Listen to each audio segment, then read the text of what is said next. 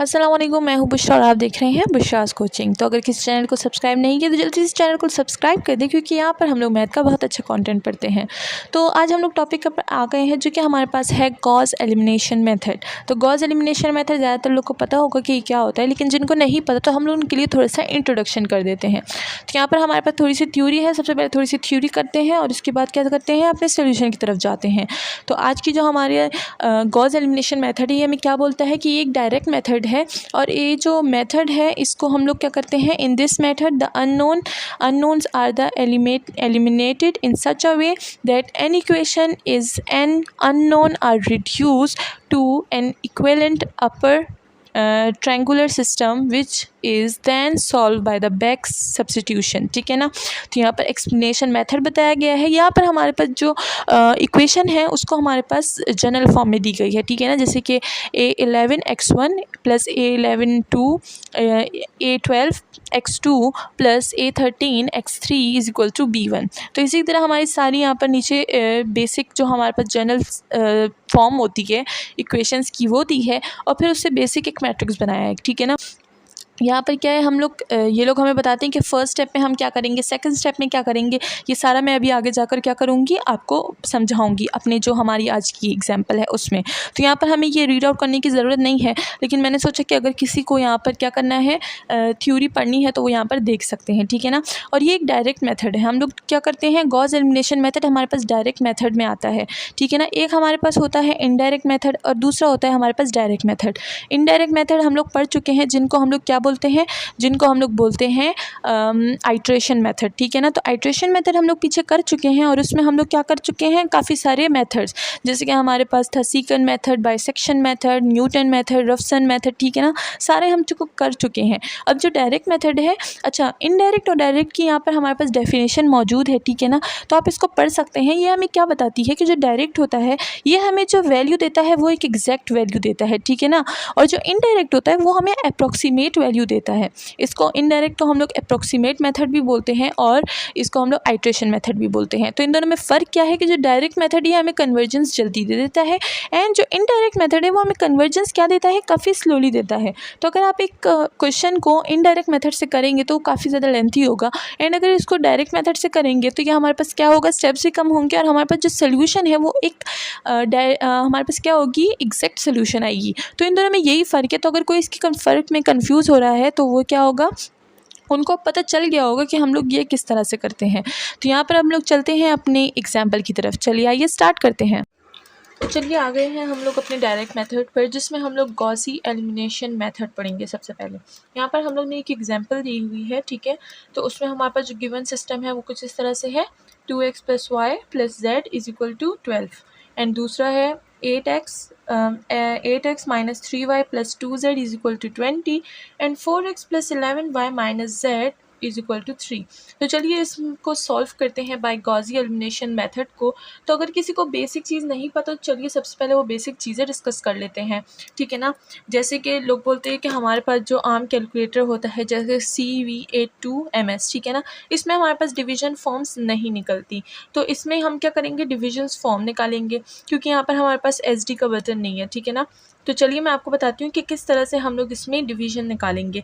जैसे अगर हम लोग 2.5 रहे तो हमारे पास क्या होता है, ये हम लोग को डिवीजन में चाहिए। तो हम क्या करेंगे, ये जो A एंड B/C का बटन आपको दिख रहा है, तो हम लोग ये एक दफ़ा प्रेस करेंगे। ठीक है ना।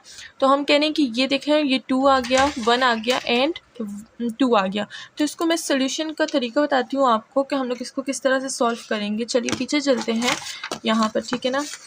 तो देखिए यहाँ पर हमारे पास क्या हो जाएगा, ये 2 हो जाएगा, ये 1 हो जाएगा, डिवाइडेड बाय 2 हो जाएगा। ठीक है। अब हम चाह रहे हैं कि हमारे पास पूरा ये हमारे पास क्या आ जाए, फ्रैक्शन फॉर्म में आ जाए। तो शिफ्ट दबाएं और दोबारा से ये दबा दें, तो यह क्या हो जाएगा, हमारे पास ये इक्वल आ गया 5/2 के।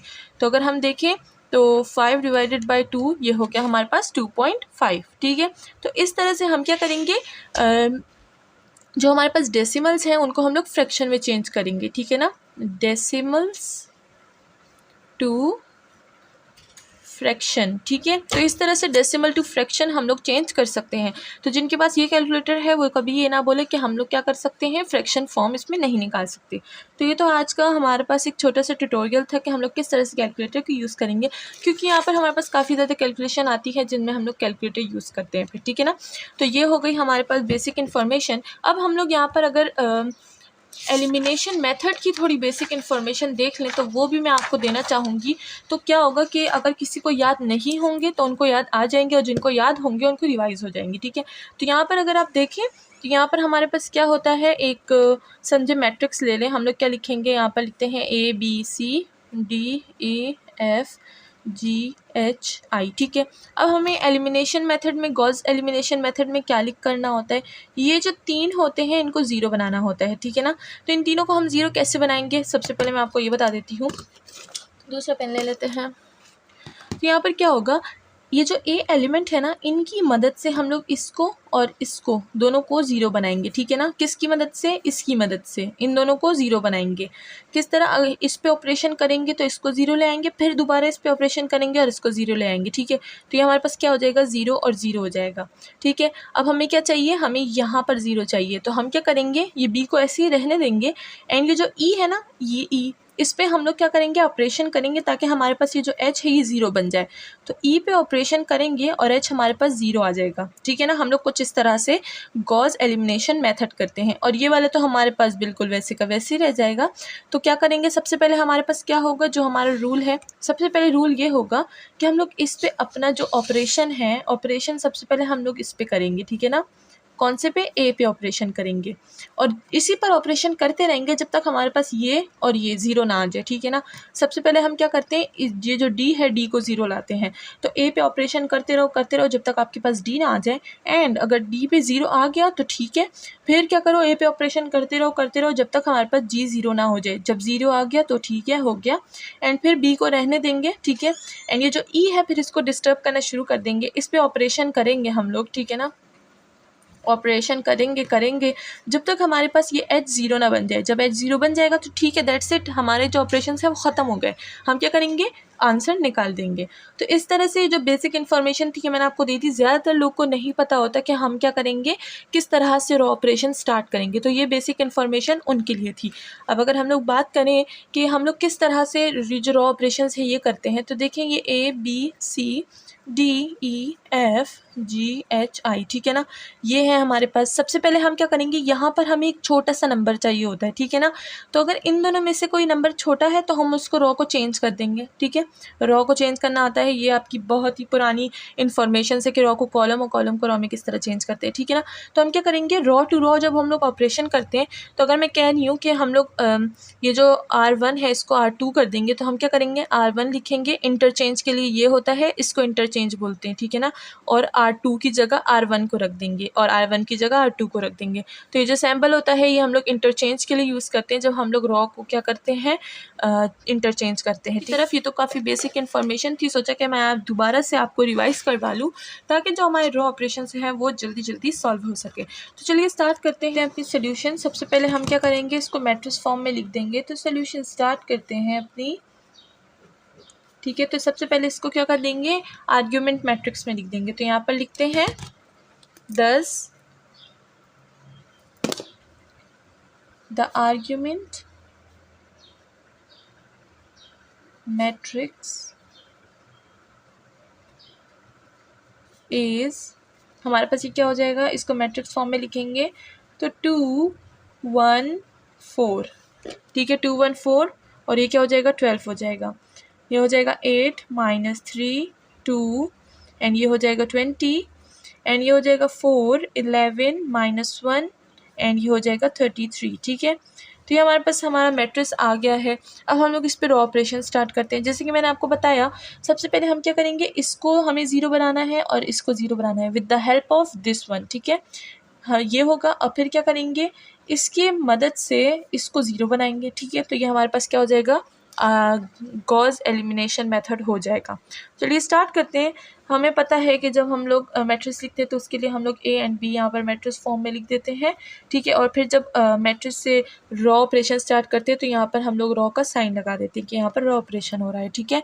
सबसे पहले हम लोग जो हमारी फर्स्ट रॉ है उसको वैसे का वैसे ही लिख देंगे क्योंकि वहाँ पर हमें कोई चेंजेस नहीं चाहिए, ठीक है।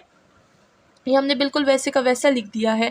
अब हमें सेकंड पे रॉ ऑपरेशन करना है और यहाँ पर 8 है, तो अगर हम लोग 2 को 8 से माइनस करेंगे तो हमारे पास समथिंग आएगा, बट हमें 0 चाहिए तो हम क्या करेंगे 2 के साथ 4 को मल्टीप्लाई कर देंगे इस पूरी रॉ के साथ, ठीक है। तो यहाँ और सबसे पहले क्या करेंगे, मैं यहाँ पर लिख देती हूँ, ठीक है ना, रफ में। तो ये क्या हो जाएगा, ये हो जाएगा 2 4s are 8, 4 1s are 4, 4 4s are 16 and 4 12s are, यहाँ पर हमारे पास आ जाएगा 48, ठीक है। ये हो गया 48। अब हम लोग इस रॉ को इधर से माइनस कर देंगे, यहाँ पर लिख देते हैं कि R2 पर हम लोग अपना ऑपरेशन कर रहे हैं, ठीक है ना। तो ये ऑपरेशन क्या है, ये R2 को हम लोग माइनस करेंगे 4R1 से, ठीक है। 4R1 माइनस करेंगे तभी आएगा 8 माइनस 8, यहाँ पर क्या आ जाएगा, हमारे पास आ जाएगा 0। एंड जब 4 माइनस 3 करेंगे तो हमारे पास क्या आ जाएगा, ये हो जाएगा हमारे पास, देखिए ये हो जाएगा -3 -4, ये हो जाएगा -7। तो यहाँ पर हम लोग लिख देंगे -7 एंड ये क्या है -16 है, 2 -16 हमारे पास क्या आ जाएगा, ये हो जाएगा -14। तो यहाँ पर लिख देंगे -14 एंड यहाँ पर हमारे पास 48 है एंड 20 -48 तो हमारे पास आ जाएगा -28। तो यहाँ पर -28 लिख देंगे, ठीक है। ये वाली रफ चीज़ें हैं, ठीक है। ये भी रफ है, जो रफ होगा उनको मैं बॉक्स में क्लोज करूँगी, ठीक है। एंड यहाँ पर अगर हम देखें तो यहाँ पर भी हमें 0 बनाना है, यहाँ तो बना लिया। तो 2 के साथ 4 को मल्टीप्लाई करेंगे तो 4 हो जाएगा एंड 4 माइनस 4 0। तो यहाँ पर हम लोग R3 पर ऑपरेशन करेंगे एंड R3 से हम क्या करेंगे, माइनस करेंगे 2R1 को। पहले हमने R1 के साथ 4 मल्टीप्लाई किया एंड फिर 2 मल्टीप्लाई किया, तो यहाँ पर करेंगे। तो ये क्या हो जाएगा, ये वाला मैट्रिक्स किस तरह से फॉर्म हो जाएगा, ये हो जाएगा हमारे पास 2 2s are 4, 2 1s are 2 and 2 4s are 8 and 2 12s are 22, 24 है, हाँ 24, ठीक है। तो हमने ये लिख दिए हैं, ये हमारे पास क्या है, ये R1 है, सही है। अब क्या करेंगे, इसको और इसको माइनस करेंगे तो 4 एंड 4 माइनस क्या हो जाएगा, 0 हो जाएगा। एंड अगर हम लोग देखें तो ये हो जाएगा 11 माइनस 2, ये क्या हो जाएगा -9, ये हो जाएगा 9, माइनस नहीं होगा, ठीक है, क्योंकि 11 बड़ा है। तो यहाँ पर क्या हो जाएगा, यहाँ पर हो जाएगा 9। एंड अगर इसको देखिए -1 और ये क्या है -8, तो minus into minus minus and 9, तो यहाँ पर क्या हो जाएगा -9, ठीक है। अब इसको देखिए 24 है, 33 माइनस 24, तो ये क्या हो जाएगा, ये हो जाएगा हमारे पास 9। तो यहाँ पर हम लिख देंगे 9। तो देखिए किस तरह से मैंने इन दोनों को 0 बना लिया है, समझ आ गई आपको। अगर कोई प्रॉब्लम है तो मुझसे कमेंट सेक्शन में आप पूछ सकते हैं। तो हमने ये बना लिया है। अब इस पर सेकेंड हम लोग ऑपरेशन अप्लाई करते हैं। ये दोनों हमने 0 कर दिए हैं, अब हमें क्या करना है, इसको 0 बनाना है विद द हेल्प ऑफ 7, ठीक है। तो चलिए पहली रो को हम लोग बिल्कुल वैसे का वैसे लिख देते हैं क्योंकि यहाँ पर अब हमारा कोई बिल्कुल काम नहीं है, ठीक है। और सेकेंड वाली को बिल्कुल वैसे ही लिख देंगे क्योंकि यहाँ पर भी हमें कोई चेंजेस नहीं करने एंड -28, ठीक है। ये हो गया। अब जो थर्ड वाली है हम लोग इसके साथ हमारा बड़ा काम है, ठीक है, तो इसको रहने देंगे। सबसे पहले रॉ ऑपरेशन अप्लाई करते हैं।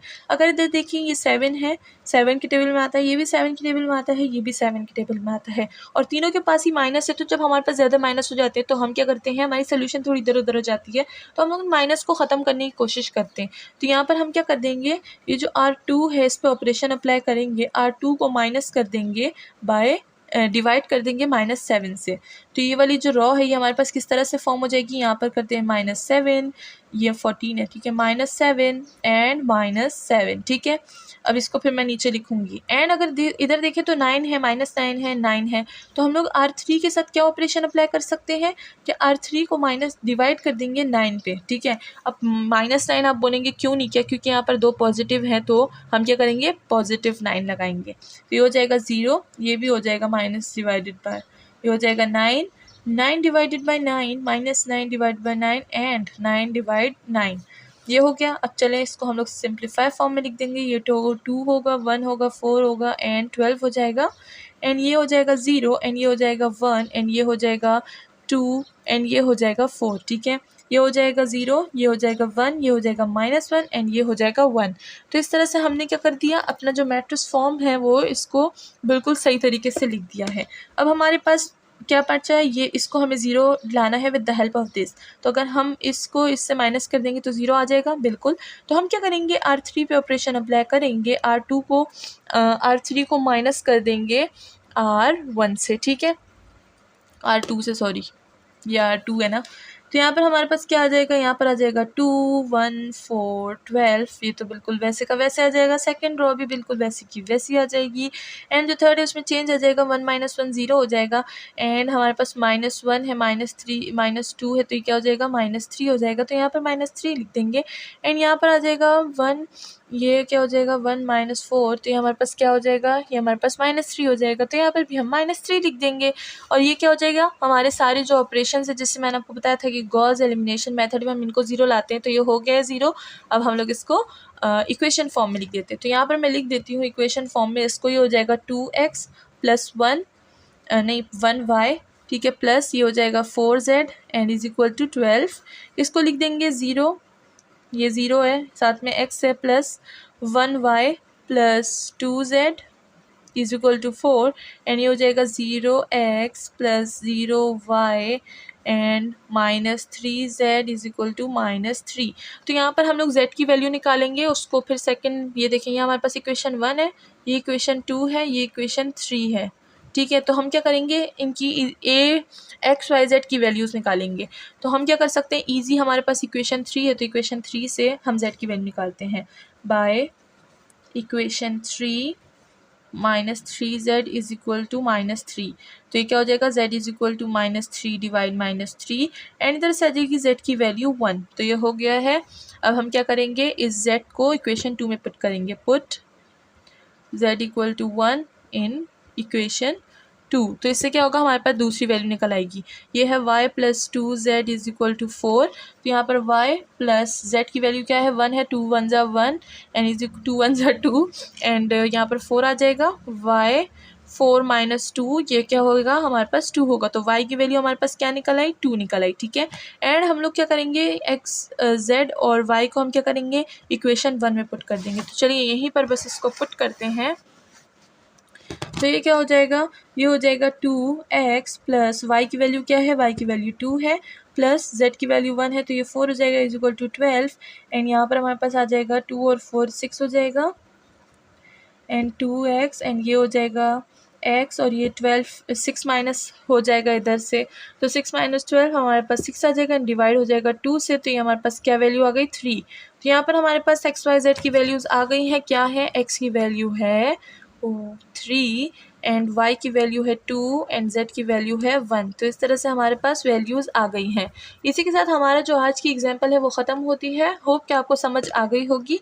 मिलते हैं नेक्स्ट वीडियो में with more examples, more problem and more solution and more. अपना ख्याल रखिएगा और मुझे अपनी दुआ में याद रखिएगा और चैनल को लाइक सब्सक्राइब शेयर करना ना भूलिएगा। Thank you so much.